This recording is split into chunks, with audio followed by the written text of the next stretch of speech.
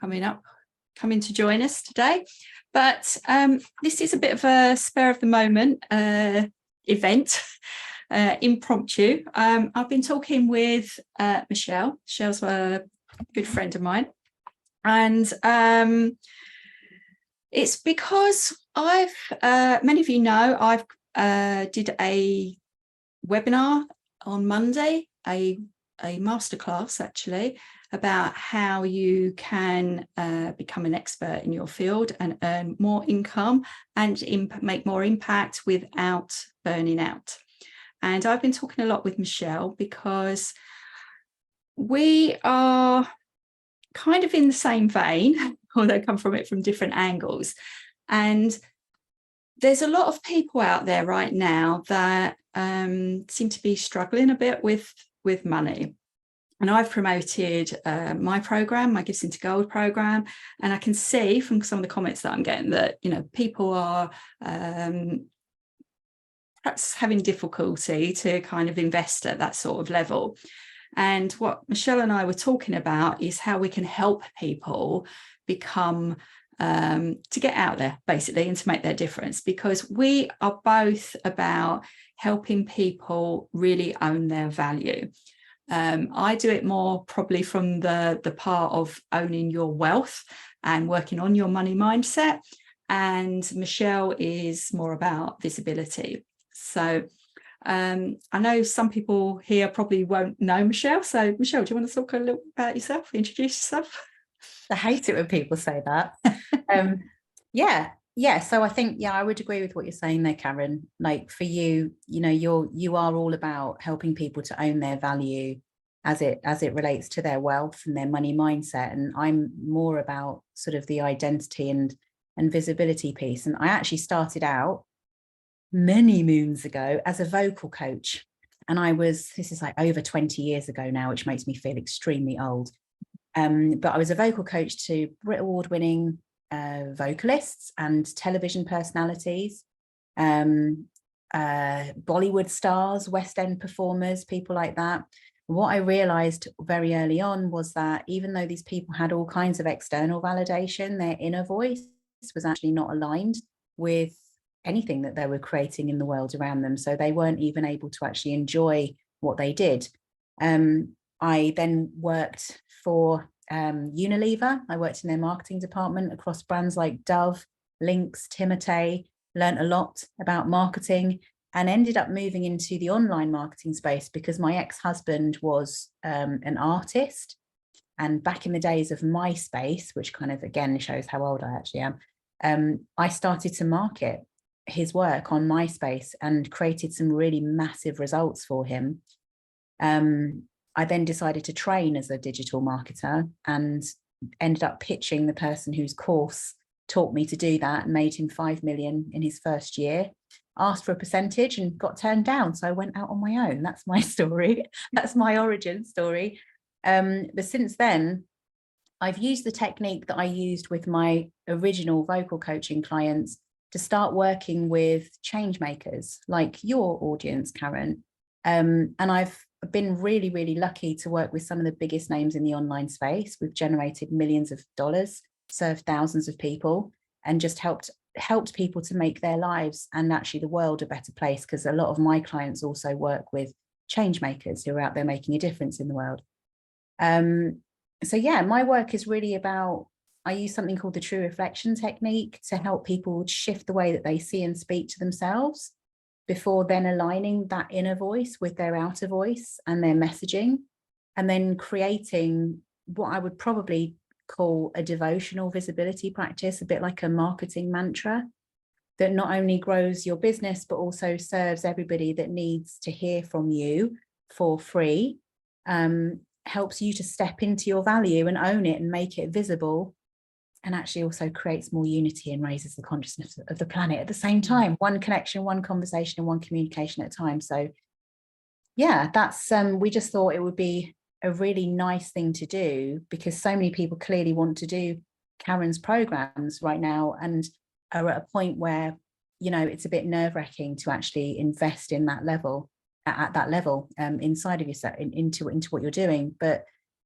the thing is that So for me, it really is about how do we make our value visible? And right now, if you look at the online space, there's a lot of noise out there. And actually, a lot of that noise, I put a post out the other day, a lot of this noise is being created by artificial intelligence. Oh, yes. Right? Because everyone's like, oh, I can create more content in less time, right? And be more visible. But people are craving, especially after the last few years, right, Karen, like COVID and all of the stuff that we've been through, people are really craving real connection now. Yeah.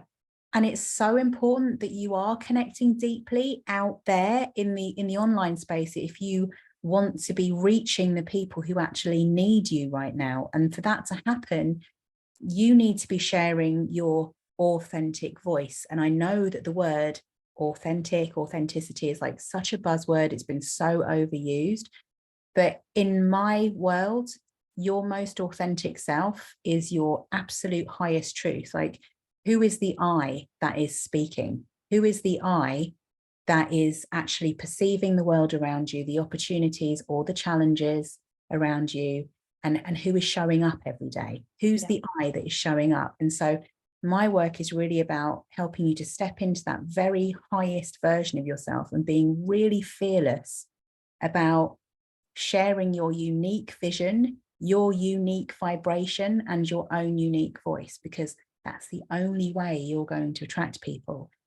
But what's really, really exciting, and I say this all the time, you're literally one piece of content away from an absolute miracle happening, right? I've had clients, we've created one piece of content and they've made £1.2 million within 6 weeks.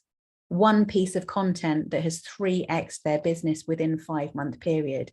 One client who created one piece of content, tripled the size of her list and made 30K in a week. I mean, honestly, it's that one piece of content. But that one piece of content is born out of usually quite a long journey, quite a long process of stepping into and opening up to who you really are. Yeah.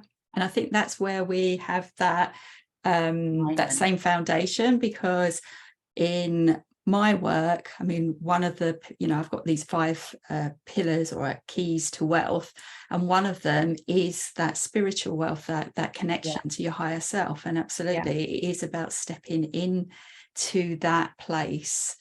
I mean, you're doing it from the visibility point of view, but yeah, to me, that's how you can truly own and embody your value. It's because I also believe, like, your gifts, I mean, this is why I start off with your gifts, because this is your innate wealth, and your gifts are given to you for a reason. It's like we I think any mother, I mean, I know I'm not a mother, but any mother, you can confirm this, is like, before their child is born, like, they'll know that one child is different to another. It's like our personality, part of our character, and that it's already there developing inside the womb. And like, when we come out, like, every one of us is unique. And we've been given these gifts, and then we kind of go to school and we go through this process of learning life skills to get us on in the world. And in that process, we kind of dumb down our true genius, our natural talents. And for me, it's about when we can connect back into that, we are connecting back into that element of our higher self, and the reason we're here. Because to me, your gifts are a direct link to you connecting into your purpose. 100%. Yeah, 100%. And like, this is so important, because I mean, I talk about this a lot, and I think you do as well. But there's Bronnie Ware, who was a palliative nurse, and she's a best-selling author. She wrote The 5 Regrets of the Dying. And she's spoken to so many people at the ends of their life. And the most common regret of the dying, the most common regret of people at the ends of their life is, I wish I'd had the courage to live a life true to myself, instead of that which others expected of me. And this whole sort of conformity thing that happens, through just being part of this so-called physical reality that we live in right now, that whole sort of conditioning process that happens makes it more likely that we are going to live completely out of alignment with what we're really here to do. And there is a journey back home to our most authentic self, that big I call it. And part of that is, you know, you have to make a choice at some point. You know, I've lost a lot of people very dear to me over the last few years, and I know that you have as well, Karen. But for me, it's made it even more important and more kind of, I'm so driven to just kind of shake people and say, look, tomorrow's not guaranteed for any of us. Like, we have to put a stake in the ground and decide, like, make an absolute decision that we are going to live a life that's actually true to ourselves. And what self you're talking about there, right? So your highest self knows that you are capable of doing absolutely anything that you choose to put your mind to. But there is a path that you were created to walk, and only you can walk that path. And what I mean by that is, you've got all of your innate wealth and gifts that Karen talks about. That is your innate wealth. And the thing is that the way that you may have the same qualifications, the same skills as hundreds and thousands of other people, but the way that you actually do the things that you do and who you be when you're doing the things that you do is always going to be completely unique. Absolutely. And it's always going to magnetize some people and repel other people. And the thing is, we need to get to a point where that is okay, because otherwise we're always trying to please everybody. And I always talk about the 3 kinds of people who you're going to come across when you actually make yourself visible, your real self visible. Like, no more hiding, no more apologizing for who you are, no more censoring yourself and editing yourself. Just when you actually step out and make your true self visible, you're going to come across 3 different groups of people. And the biggest group of people are never going to care what you do. And it doesn't matter how good you are at what you do, or, you know, how successful, whatever that means to you, you become. They're always going to be indifferent. They're never going to take any notice of you. That's the biggest group of people. Then there's a second group of people. And it doesn't matter how good you are at what you do or what you do, they're always going to criticize you. And you're never going to convince them that you're actually a really good person, and they're always going to be a hater. That's just how it's going to be. And then there's a much smaller group of people. And when you actually allow people to see who you really are, when you put your stake in the ground and there's no more apologizing and no more hiding, those people are going to absolutely love you. And they're going to know that they belong with you and that they need you in their corner, right? And what the weird thing is that most of the time, when we're out there making ourselves visible in the world, who we're focusing on and who we're worrying about seeing us are the people who are indifferent and the people who are going to criticize us. Yeah. And if we just shift our focus over to just speaking to the people who we actually want to work with no apologies and no editing, just speak directly to those people, tell them who they are and who then, like, who am I here to work with and who am I not here to work with, right? That's when you're going to start. Things will just shift. Things will just shift. Yeah. And you know, I know myself how hard that can be, especially for someone like myself, who I would describe myself more as an introvert. And a lot of my clients are either introverts or quite sensitive people. And therefore, that fear level about being visible out there to a bigger audience can be quite high. However, I mean, that's one of the things, you know, that I've come to realize, and you mentioned it before. I think, you know, the last 2 years, losing quite a lot of people, and especially people of my own age, it does really bring it home. Like, how long have you got? It really, you know, my husband's always saying this, why do you care about what other people think? But in the past, I always have. But I've made a decision. No, you know, I'm not coming from that place anymore, because, like you say, that's your small place, your small human self, rather than that higher self that's connected into, you know, spirit, divine, whatever you want to call it. But you know, we have to know and really connect in to the fact that we are here for a reason. And right now, I mean, this is like where my heart goes out, because the sort of people I work with and the sort of people you work with, they're the change makers. Yeah. You know, I had a mentor many years ago who said, like, you know, a lot of the perceived leaders of our world, you know, are failing us, you know, and we are the ones we've been waiting for. Yeah. We are the ones we've been waiting for, you know, and we need to get out there. And, you know, the people that both of us work with, they've got such good skills and really transformational skills. And this is what breaks my heart. It's like, you know, I've worked with people and they're charging like £50 an hour or £100 an hour for their work, because they've actually been taught that in their training school. Yeah. You know, like especially a lot of therapists and that bit, you know, and it's like, it keeps people, they've invested thousands into to learn their skills, and they do it over and over again. You know, and we've talked about that. It's kind of like a lack mentality that's kind of forced into us, because it's like, oh, I've just got to learn this and I've got to learn that before I'm good enough. Whereas actually you are good enough. You've got huge value, not just in what you've learned, but in who you are. I mean, I got the feedback just yesterday from the webinar from someone saying that they just realized, like, just their true essence is of value. And it absolutely, absolutely. So but like you say, it's no good if you're the best kept secret, and we all have to get out there and promote ourselves, but speak to the right people. Exactly. And the thing is, like, you know, if you're an introvert, say so. You know, one of my very first mentors, I was kind of learning how to speak from stage and actually how to sell from stage from her. And she said, you know, obviously I look how I look. Some people say I'm a little bit exotic, who knows?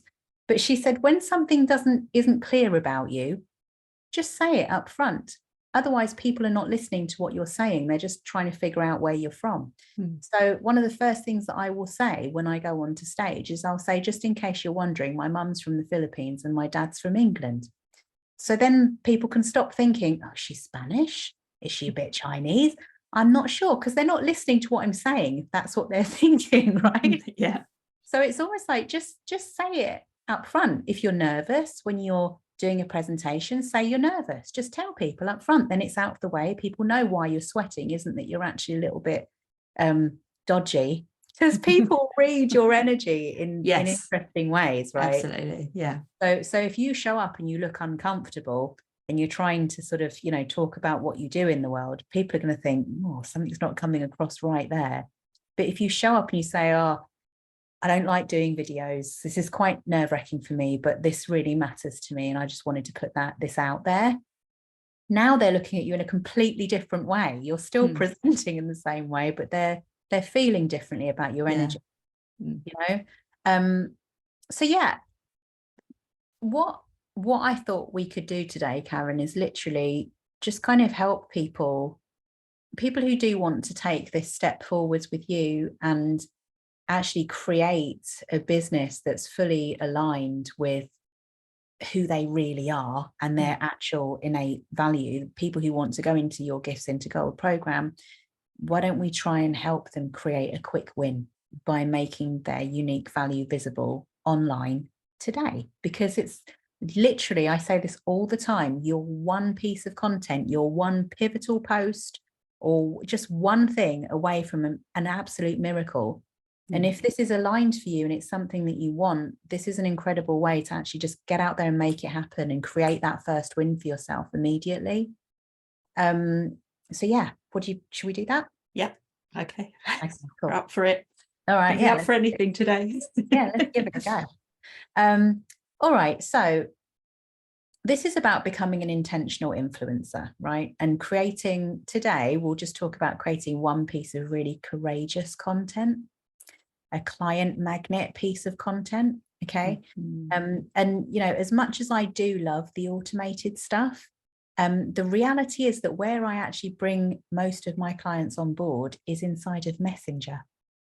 So Facebook Messenger, WhatsApp Messenger, Telegram, it's people reaching out to me after they've seen a post. So, and this is a really interesting thing that I've really seen a lot of right now. There are coaches out there at the moment who literally get no likes, no comments, no nothing on their posts when they put their posts out there. But like I say, they're getting people DMing them, asking them how they can work with them. And so likes and comments don't put money in your bank account. And what I would like to help you to do is to actually create a piece of content that's actually going to put money in the bank. It's going to have people in your private messages asking you how they can work with you.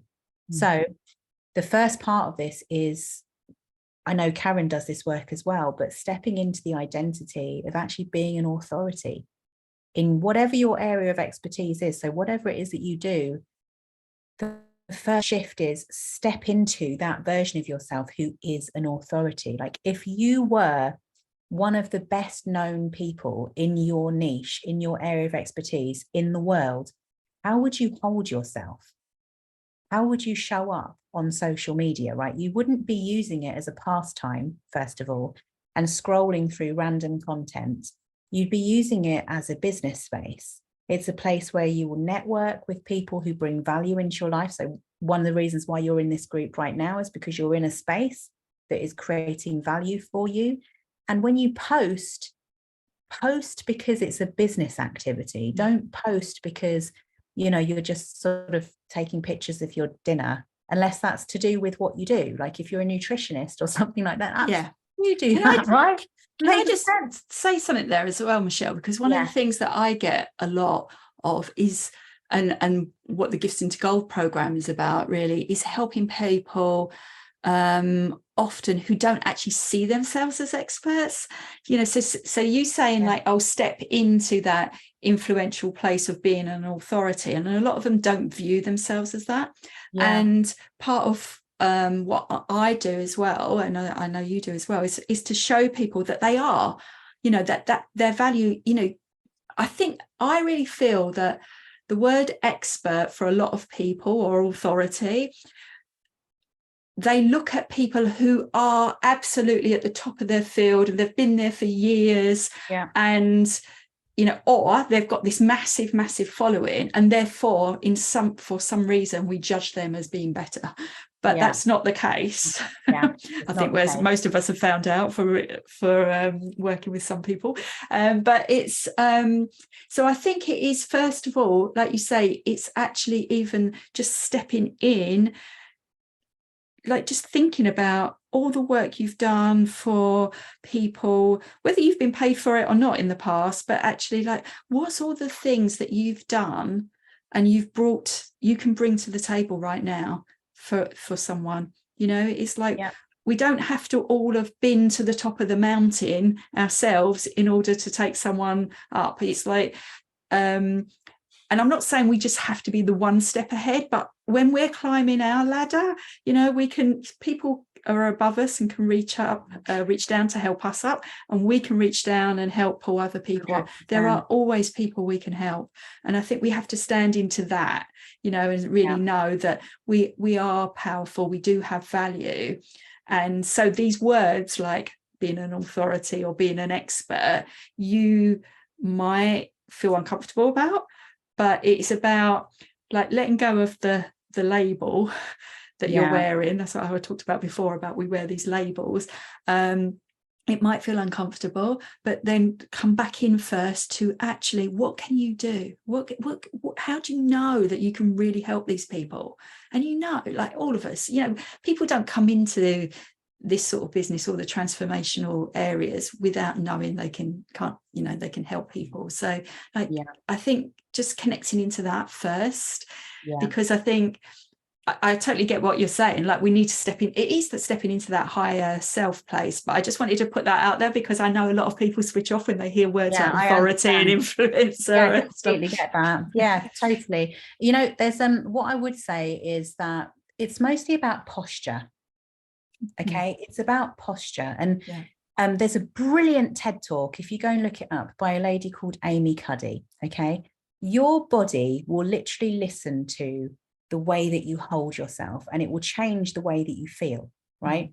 So Amy Cuddy talks about power posing, right? And I do this, my kids do this all of the time, where we will stand like this and say this, because this is like the universal pose for winning, isn't it? Yeah. This is right. And it's been proven scientifically. If you stand like this in a mirror before you go in for a job interview, you're so much more likely to get that job. And there's something that happens to your mindset when you stand in a position that's like posturally, if you have the posture of somebody who knows that you can help someone win, whatever it is, whatever that win looks like. And I always come back to my kids, right? I've got 3 kids, 16-year-old son, 13-year-old daughter, and a 3-year-old daughter. And I used to talk about when my son was sort of 6 or 7 and my oldest daughter was sort of 3 or 4, she couldn't tie her shoelaces yet, but my son could. And to my daughter, my son was like God, because he could do this thing that she found so difficult. She just couldn't understand how he made these laces go into a knot. And that's what it's like, you know, being an authority. Tate was an authority to uni in those days because he could tie shoelaces. And there is something that you know how to do that you may overlook because it just seems so easy to you. It seems like breathing. Yeah. You may overlook it, but you can help somebody to do something. You can be just like when he was 6, my 6-year-old son helping my 3-year-old daughter. You just have to be a couple of steps ahead. That's it. And that is massively valuable. So yeah, 100%, Karen. Yeah. 100%. Words are interesting, aren't they? They are, yes. Yeah. Oh God, yeah. So social media, right? So seeing this as a space where, you know, you're treating this as a business space and a business activity, right? And that might mean sometimes that you need to have conversations with your friends and family and sort of say, you know, I'm running a business, and social media for me isn't really about sort of just, you know, posting about life. I'm actually there to help people. And so if you feel uncomfortable about your friends and family seeing what you're doing, then just have a word with them and maybe just block and remove them. Like, you need to just feel like you can show up as the version of you who knows that you can help people, like without worrying about what people are going to think. If that's going to get into your mind, just do whatever you need to do to kind of move beyond that, right? And you can always spend more time on the phone or in person with your friends and family. That's how it should be anyway. You know, they don't have to be seeing everything that you're doing unless they're going to be supportive. But if you're going to feel weird about it, then just kind of clear the space. Yeah. Right. The next thing is to get really clear on who you are actually here for and who you are not here for. And, you know, introvert, extrovert, whatever, however you sort of define yourself, you need to be unapologetic about this, because, you know, these are people who you're going to have around you and you're going to be working really deeply with, doing whatever it is that you do for however long you're going to do that for. So it's important you have the right people around you, and it's totally okay for you to say, this is who I want to work with and this is who I don't want to work with, right? And you can say that in whatever way works for you to say it. Like you would never say this in the same way that I would or Karen would. You'll find your own way to say it, but I am going to invite you to be really unapologetic about who you actually want to be surrounded by in your work. I want you to be unapologetic about who you really want to work with. Because a lot of the time, you know, when you're running your own business, you can get into this place where, you know, instead of pre-qualifying people, which is really important, you can kind of come from a place of, well, this person isn't exactly who I want to work with, but how do I kind of, you know, just sort of squeeze them into this mold and just make it work somehow, because, you know, bringing in that money would be really useful right now. And then the cost of actually working with that person comes more. The energy drain. Exactly. And then it has a downward spiral effect on everything else that you're doing and every other area of your life. So I do really want to invite people to be very unapologetic and really honest with yourself about who do you actually want to work with? Who do you want around you, right? So I'm going to ask you a few questions to help you kind of get really clear on this and how to create a piece of content that's actually going to call these people in. Okay. And the first question I'm going to ask is actually a post I put out today. What have you been criticized for in your life? What have people told you you're too much of? Right.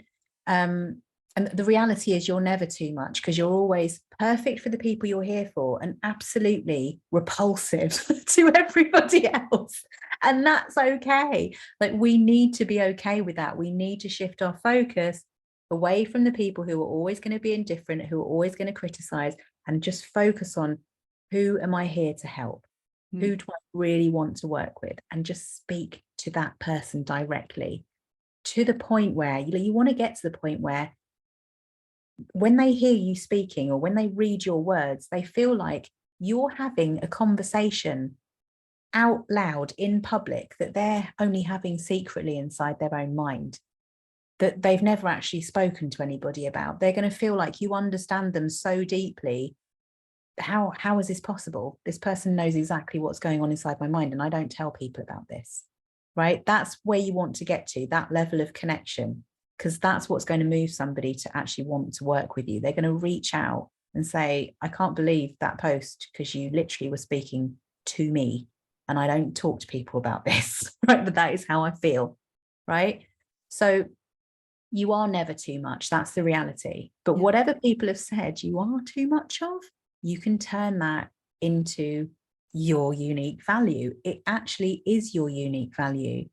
So Karen, where you would say, sometimes people have said you speak in a way that meant that, what was it on your in my career? Yeah, I would never get on in my career because of the way I spoke, because I came from the East End of London, and but would you say that actually the way you speak puts a lot of people at ease and allows? Yes. And I think I'm very down to earth, and even in my career, it made me nervous in the boardroom, and that because I was thinking, I don't speak that well.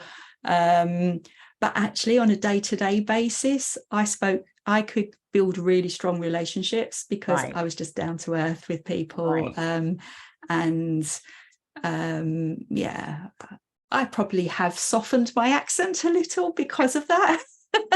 But I slip back into it a bit more when I'm around my family. But but I mean, I'm the same. I hear you, but it's kind of everything that anyone has ever. The reality is, anything that anyone has ever told you you're too much of is actually such a strength for you. And when you own it and reclaim it as something that is like actually your superpower, magic will happen, because you won't be hiding it anymore. You won't feel rubbish about it anymore. It'll actually be something that you lead with. Right. And that's just, it's magic. And anybody who's not okay with who you really are is not your person. No. And it's interesting because, again, part of my work is I work a lot with archetypes. And the reason I do that, I find archetypes are really powerful because we are all unique, but we're all universal, and we connect into the power of archetypes. And we all have personality tests and things like that. So we like to find out a bit about ourselves. That's our ego side of us, where our personality lives. But it's like when we actually see like an archetype and actually see ourselves in it and see the bits of ourselves in it, but no, when like none of us are 100% one of these archetypes. So for another example for myself is, one of the things I've always been told is like, I'm very serious. I'm very serious. Now I can be quite fun, I love having fun people around me, but I'm not someone who's going to crack a joke or, play jokes on people. It's not me. But one of my archetypes is the sage. It's the wise woman. It's that person coming from, a lot of knowledge, a lot of wisdom. Well, that's not the joker. That's not the person who's going to muck around and that. So again, when you understand some of your archetypes, it's kind of like you can embody that and say, well, that's not a bad thing. It's like, I'm not going to be the practical joker, but that's okay. That's not who I am. But and this also, is who I am. On the flip side of like the work that you, like, for example, in the context of what we're talking about today, Karen, like, you're actually quite out there with the work that you personally do with the archetypes and with the personality tests, etc. Because I would probably say you're one of the only people that I've seen out there in this, if not the only person in this kind of coaching arena, that's actually gone, well, actually we need to use all of these different pieces for different reasons, right? Because to give us a whole picture. Yeah. Because and I've not seen anyone else do that, and that's one of the things that for you need to claim, right? And it's quite a controversial sort of statement, but if you're only using these kind of money archetypes or these kind of personality tests, you're missing a whole chunk of the picture. Because actually it's not until you bring all these pieces together in the right way, yes, absolutely, that you're actually going to get the whole picture of who you are and what your unique value is. And that's something that I would like to see you claiming more. Okay. Right, that on board. Right. Yeah. Right. So it's kind of like, all of these pieces, it's stuff that we need to kind of put our stake in the ground and just be really unapologetic about. Really own it. So I mean, I would really love for people, at some point I'll pop back into the group and see what everybody's sort of posting. If you want to post, what have you been told you're too much of? For me, I'm too loud, I talk too fast, I talk too much, I'm too direct, I'm too bossy, I make people feel uncomfortable, I can be intimidating, I'm too intense, too restless, I change my mind too much. These things are some of my greatest strengths, because when I find the flip side, what are some of the things you've been told you're too much of, Karen? Too quiet. I'm probably the opposite of all of those things. You too are. Quiet, don't speak up enough. Like I say, too serious. I probably not intense, but deep. Yes, I would say deep. But there's some of the things and some of the other things we've already discussed. So but it's and when people, it's interesting because I remember once having a boss who told me, "Oh, Karen, you need to be more confident. You need to be more confident." And you think, like, the worst thing you can do is tell someone to be more confident, because all that does is go like, oh, well, clearly I'm not confident. It's like, but actually when you can start saying, but actually, Michelle, you are really loud and you are out there and you are really direct, and they're great assets. Like, then I need to be. I'm here to shake the change makers, wake them up, get them out there. I can't do that if I'm sitting in the background being a little quiet and shy. Right. So and I agree with you. And that's why I think we're both on the same page, because like we're both here to help those change makers really get out in the world and make the difference that they're here to make. And, I mean, my number one philosophy is that, we're meant to be abundantly rewarded for sharing our gifts 100%. With the world. That is our purpose. We have individual purposes, but that is our main purpose. And it's like, but we hide our gifts away because we're being told we're too much of this or too much of that. And and to the point that we can bury it so much, like I said, like we can go through school and everything. We don't know what our gifts are anymore. We've just lost touch with them. Completely. And when things happen in life, that put you into a different role, for example, like becoming a mother is a big one. You become a mother and suddenly your whole day, every day, is taken up doing certain things that you didn't do before. Then you sort of forget who you were. Right. You're like, oh, who am I again? I don't remember who that person is. I don't even remember what I used to enjoy doing. I remember I had a friend. Always remember a friend of mine, because like I say, I'm not a mother, but saying when she became a mum, and it was like, to her daughter, she's just mum. She's just mum. She'll always be there. She's mum, but she's going, but I'm still me. I've still got like how I feel and whatever. But it does change your life. And there are loads of shifts like that happen, lots of transitions that can kind of make you forget. Right. So yeah, it's about remembering, like bringing all of those parts of yourself back into the whole and integrating them again, and just fully accepting and celebrating them, and just letting them be seen. So yeah, I mean, get all of these out and then look for the flip side, look for the brilliance, look for the genius that's actually created because of that too much thing. Because that too much judgment is just someone else's opinion. Exactly. That's someone else's opinion that you've decided to take on. So what if somebody was actually saying to you, hey, Karen, you're so quiet and thoughtful, and I can see how methodical and sensible and practical you are.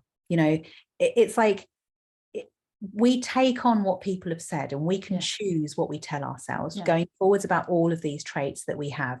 So if you're too boring, you've been told you're too boring, you can also be very sensible and practical and methodical, which is exactly what somebody's going to need in certain situations. If you move super fast like me, and lots of people say, oh my God, I'm just so confused, what are you doing?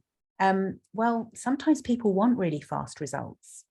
Sometimes people need to move quickly. Absolutely. So I'm not going to be for the people who want to move at a snail's pace and make lots of excuses and stay in their comfort zone. Does that make sense? It's kind of, there is always a gift in whatever you're being told you're too much of. So what I encourage you to do is flip all of those things that you've been told you're too much of, and literally look for the genius in it, and look for what people are actually going to find really attractive about that, what your people are going to find really attractive about that, really magnetic about that, right? Yeah. So, I mean, one of the big things I get told all the time is that I make people uncomfortable. But that's the point, because everything happens outside of your comfort zone. Yeah.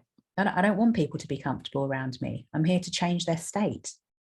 So that's a strength for the right people, and it's repulsive to the wrong people, right? So yeah, this is about you just kind of really claiming your superpower out of your too much. Flip it all. See how you can use that to actually become magnetic to the right people. Just stop apologizing for it and start celebrating it. That's what it really comes down to.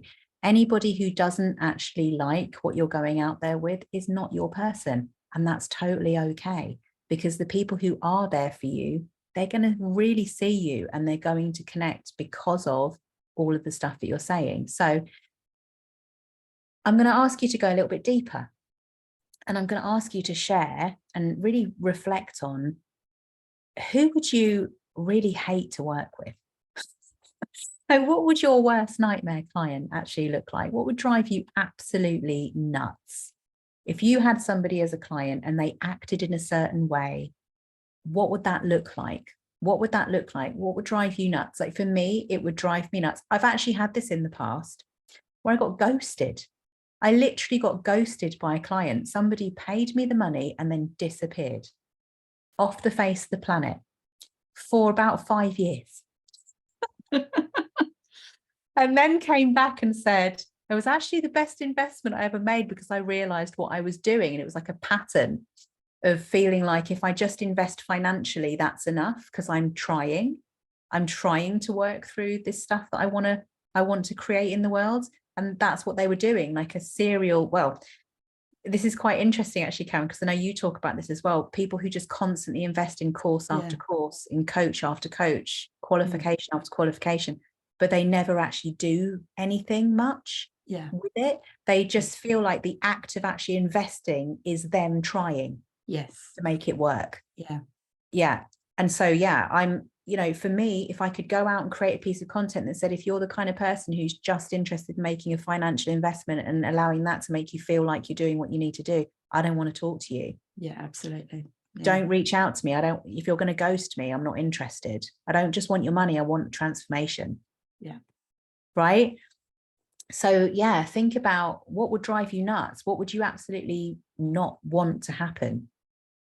What does that person look like? Your absolute nightmare client, right? Someone who makes excuses, somebody who wants to move really slowly, somebody who wants you to hold their hand, somebody who gets, for me, I wouldn't be able to work with somebody who's not going to be able to hold themselves to a certain standard, because I will see a client in a certain way, and I expect them to show up as that version of themselves. Yeah, I agree. That's and I think going to trigger people. Yeah. Some people. And it's like that self-leadership, isn't it? It's like what we were saying before, you know, we are the leaders, but it's like, are you being a leader? You know, and it's like, and I agree. I mean, you know, some of the people I've worked with, they might be quiet, you know, but they're powerful people, you know, that they know what they're capable of, and they're ready to step up and, like you say, invest in themselves, but then go away and do the work, you know, on that. Yeah, absolutely. Exactly. And then on the other side, almost like a statement that's kind of along the lines of, you know, don't reach out to me unless, you know, so unless you're ready to hold yourself to this standard would be me. Unless you're ready for someone else to actually not accept when you're making excuses, someone to hold your feet to the fire. Don't speak to me unless you're actually willing to do the work this time. Right? That sort of stuff. Like, think about that as a statement as well. Just get as much down as you possibly can. As much down as you possibly can. You know, I don't want to work with somebody who's just signed up for another 10 courses and who's going to have just too much on their plate. Right. Or I don't know. I don't want to work with somebody who, you know, don't speak to me unless you're willing to wake up an hour earlier in the morning. If you're talking about productivity or, you know, whatever it might be, or getting into flow state and working with your biological sort of peak time, or, you know, whatever it is that you do, whatever it is that you're going to require, just say it up front. Okay. And then the obvious stuff, you know, I asked you to kind of be unapologetic about who you really want to work with. Go really deep on that. You know, how does that person think? How do they show up in their life? Your dream person, you know, call them out. You know, I'm looking for the woman who, I'm looking for the man who, I'm looking for the spiritual coach who, like, name them in a way that they're going to recognize themselves. And then, you know, I'm looking for the female spiritual coach who is completely done with betraying herself and lying to herself and, you know, abandoning herself. Right? Just who are these people? Who are your dream people? Get really, really clear on that, on what that is. You know, if you want to be working with somebody who you're going to be spending most of your time laughing with, you know, why? What kind of personality do they have? What do they find funny? You know, what kind of music do they like? What are the things that they enjoy doing? I'll sometimes take my clients to karaoke, for example. You're going to need to be okay with that. If you're, you know, or I'll take them out raving. Oh, I'll come with that one. I don't like karaoke, but I'll come on the race. And this is what I mean.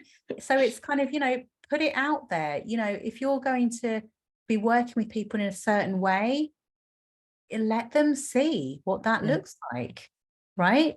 I could say, unless you're kind of open to maybe experiencing a little bit of sound magic, a little bit of sound therapy, a bit of mantra, like, you know, whatever the case might be, talk about it. Let them see who you really are. You know, are you looking for a go-getter, or are you looking for someone who's just going to quietly, methodically put the things in place that you're asking them to do with you? You know, are you looking for generous people? Are you looking for people who are unapologetic about creating enormous amounts of wealth so that they can then go and invest in things that are making the world a better place? Like, who are you talking to? Right? Get really, really clear on it. Trust your truth. And remember that it's never, ever your job to convince anybody to work with you. You want people to raise their hand because they know that you are for them. You don't want to be trying to squeeze people into the right mold. And also, if we beg and we're desperate, we give off that energy. People can feel it. You know? Absolutely. When you know you can help and you know that you have that value, trust your truth, put it out there, and then sort of lean back energetically and see who moves towards you. If you know that you've put it all out there, that it's there, people can find you, just kind of sit back, lean back and see what happens. See who's actually ready to invest in getting these results that you can help them to get. So yeah, that's that first bit. And also, What about this for a question, a statement to help you get really clear on who you're actually reaching out to here? When you step into my world with me, you can expect ... This is where you're actually talking about the results that you're going to help people to get. So I will say, you're never going to see life the same again. You'll never see yourself in the same way. You'll never see your life in the same way again. Karen, what would you say? Like, when people step into your world, what kind of results can they expect? I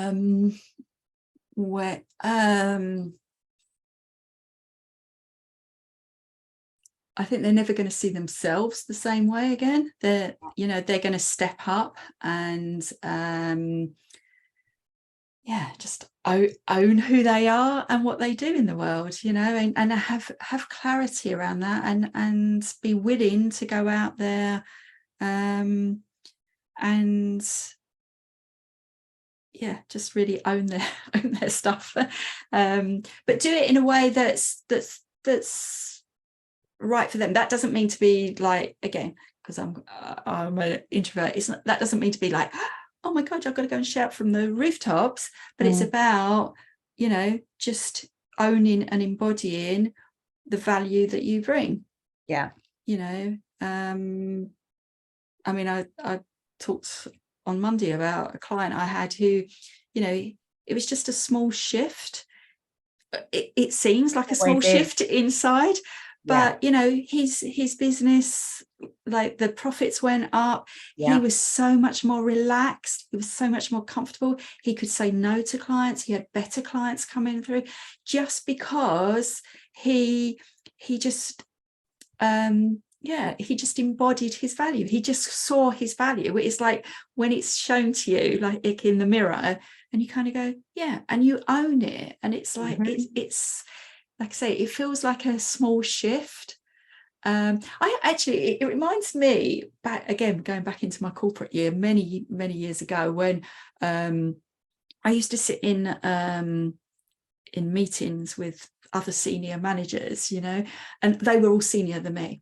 And I had a real thing about respectful authority. And so to me, it was like, well, this person spoke, and then this person spoke, and then this person spoke, and then I was last. But by the time they came to me, I didn't have anything to say. And I remember going on a course when someone said to me, but you've been invited to that meeting for a reason. So during that meeting, you have the exact right as everyone else to be there.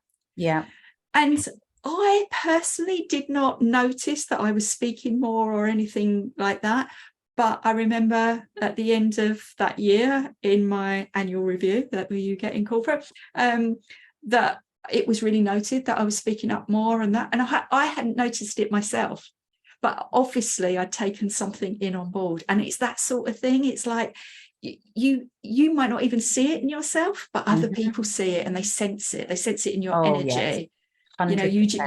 You're just like I say, you're embodying it, and you're embodying it in all your cells, and they can feel it with you. And it's just, I think of that lady, Anita Morjani, I think her name is, and she's the lady, she had like tumors in every part of her body. She's quite famous now. She wrote a book. I'm sure her name is Anita Morjani, but she had this kind of out of body near-death experience. And in that experience, she met her father, like in dream state. Her father had passed many years ago. And she said, I'm so sorry I was always such a disappointment to you. And he said, Anita, I've always been so proud of you. And she came back into her body, and literally all of these tumors just melted away. And that's what I mean. It's always like, it seems like it's a tiny shift, but those tiny shifts, like Tony Robbins talks about, if you turn your steering wheel 1 degree to the left or right, you are going to end up in a completely different place from where you thought you were going. And it's these tiny tweaks that you make that create the biggest results in your life. Absolutely. So I mean, here's what I'm going to suggest. I say that we all, within the next 48 hours, 24 to 48 hours, ideally today, we all put out a post, and I might just kind of pop in a little template in here for everybody. That would be great. Thank you. But if we just commit, you included, Karen, me included, we'll all do it. Putting something out there today that just really puts our stake in the ground and unapologetically owns all the stuff that we've been told we're too much of, and why that's actually really powerful for the people that we're here to serve. That explains who we're here for and who we're not here for, and what people can expect when they step into our world. And then just a very clear call to action: DM me if you're interested in finding out more. Yeah. Right. If we just keep on showing up with that kind of energy, things will start to shift very quickly. Yeah. Okay.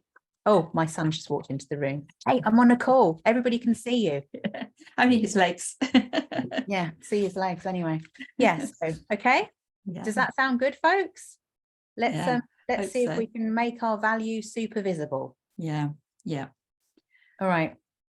Thank you for having me, Karen. It's been really lovely. Brilliant. Yeah, thank you. Well, thank you. Thank you for the tips you've shared. And I think what would I like to add to that? It's just like, the world needs these people.